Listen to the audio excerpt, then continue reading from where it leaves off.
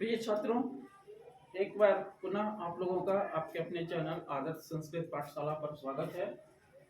आज मैं फिर से आप लोगों के लिए विभक्तियों से संबंधित कुछ सूत्र को लेकर उपस्थित हूँ, जो द्वितीय विभक्ति और तृतीय विभक्ति से संबंधित है। इसके पहले भी मैंने इस संबंध में एक वीडियो डाला है। विभक्ति से संबंधित विभक्ति का कहाँ पर प्रयोग होता है, कुछ सूत्र इसके पहले के वीडियो में भी डाला गया है। तो ये जो है, ये चैप्टर आपका अनुवाद प्रकरण के अंतर्गत आता है।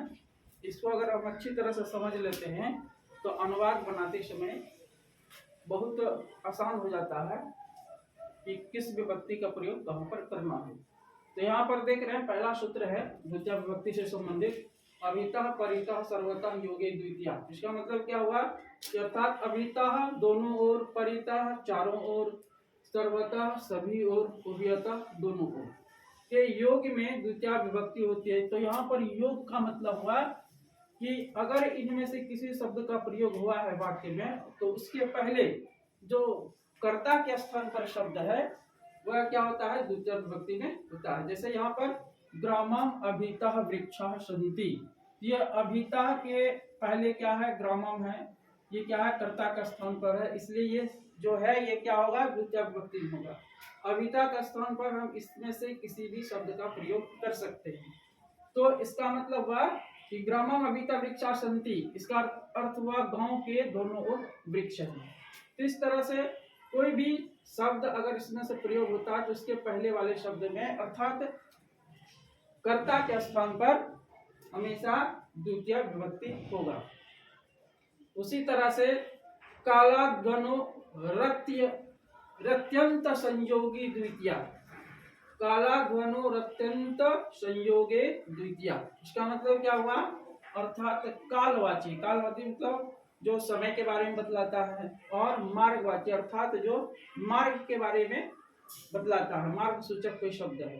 तो शब्दों में यदि अत्यंत संयोग हो तो उसके योग में द्वितीय विभक्ति होती है। उसके योग में मतलब उसके कर्ता में क्या होगा, द्वितीय विभक्ति का प्रयोग होता है।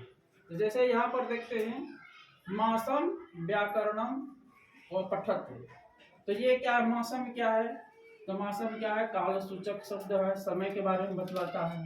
इसका मतलब क्या हुआ, महीने भर में व्याकरण पढ़ लिया, महीने भर में व्याकरण पढ़ लिया। तो इस तरह से ये क्या है, मौसम क्या है, काल सूचक शब्द है। तो ये जो काल सूचक शब्द है ये हमेशा द्वितीय विभक्ति में होता है। उसी तरह से क्रोशम कुटीला नदी, इसका मतलब क्या हुआ, कोश घर नदी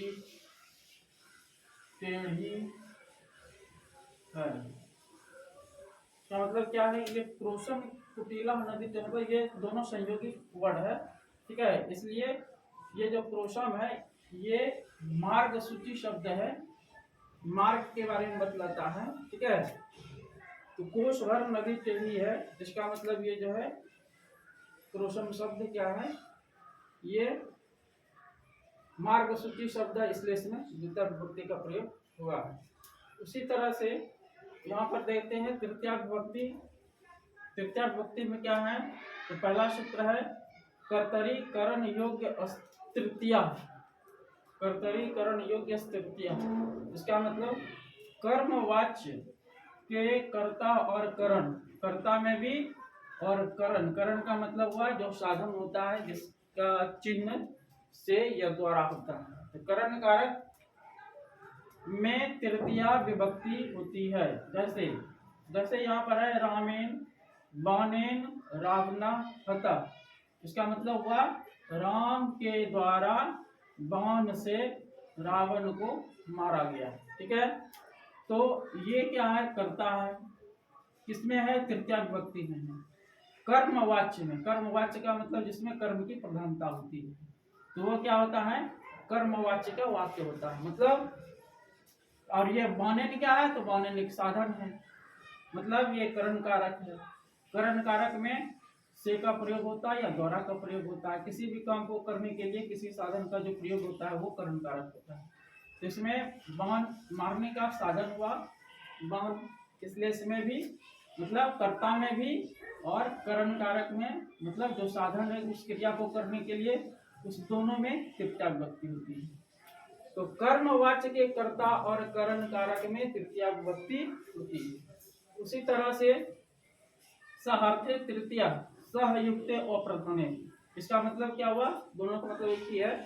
अर्थात सह साकम सार्धम, ये क्या है, तीनों का मतलब साथ होता है। ठीक है, अगर सह साकम सार्धम में से किसी भी शब्द का प्रयोग हुआ है तो उसका जो कर्ता होगा, ठीक है, योग का मतलब कर्ता, उसका जो कर्ता होगा उसमें तृतीया विभक्ति का प्रयोग होती है। जैसे रामेण सह सीता वनम अगच्छत, राम के साथ सीता वन गई, तो इसमें क्या है, सह का प्रयोग हुआ है और सह का योग शब्द क्या है, मतलब कर्ता क्या है इसमें, तो राम है। तो रामेण में क्या लग गया, तृतीया विभक्ति है। ठीक है, इसी तरह से तेन सार्धम गोपालः गृहम गच्छति, ठीक है, उसके साथ गोपाल घर जाता है। तो यहाँ पर क्या है, सार्धम शब्द आ गया। ठीक है, तो सह रहे, साकम रहे, सार्धम रहे, दोनों सब का अर्थ साथ ही होता है।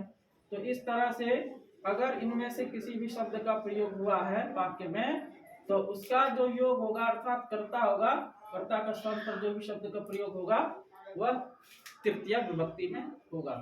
तो इस तरह से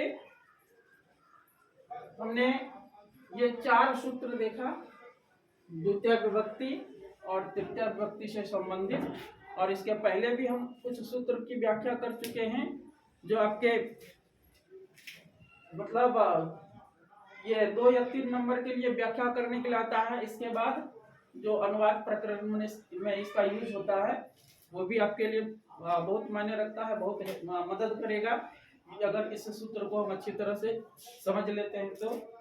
और ऑब्जेक्टिव तो इससे बहुत आपका आसान हो जाएगा अगर अच्छी तरह से हम समझ लेंगे। तो इस तरह से फिर से हम अगले वीडियो में आज इतना ही रखते हैं। फिर से दूसरे दिन कुछ और वीडियो को लेकर के हम आपके सामने आएंगे और कुछ और सूत्रों के बारे में। अभी बहुत सारा सूत्र इसमें बचा हुआ है, चतुर्थी विभक्ति, पंचमी विभक्ति, षष्ठी विभक्ति, सप्तमी विभक्ति को लेकर के, तो उन सब का भी अलग अलग चर्चा करेंगे अगले वीडियो में। तब तक के लिए बहुत बहुत धन्यवाद। आप हमारे इस चैनल को सब्सक्राइब करें, लाइक करें, शेयर करें, कमेंट्स करें, इसके लिए आपको बहुत बहुत धन्यवाद।